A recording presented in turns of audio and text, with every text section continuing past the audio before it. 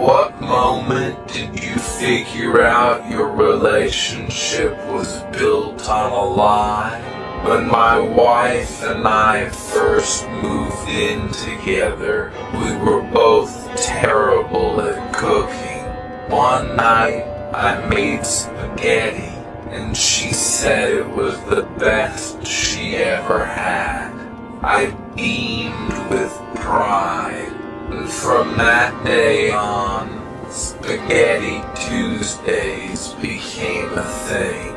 Every Tuesday, no matter what, I'd make that same spaghetti, and she'd rave about it. It became our little tradition, and I thought our Spaghetti Tuesdays were sacred. Last week, I was feeling nostalgic